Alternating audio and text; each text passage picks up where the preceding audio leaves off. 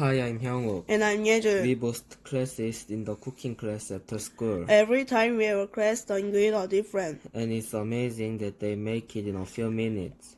If it's fun. There was a japchae and spaghetti. I think we made everything we liked. As my grade went up, I went to cook on my own. What should I make? I remember my favorite stir-fried spicy pork.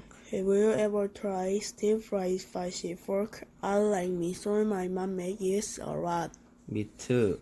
The meat is really good, but especially the stir-fried pork with the sauce is really good. My mom mainly pork belly, carrots, onion, mint, garlic, and red pepper paste. It's really good if you grill it after a few hours. That's right. Do you think everything you make is delicious? Have you ever seen my mom look at a 정원백 recipe? I searched onion how to make stir-fried pork. Stir-fried green onion and pork was the best.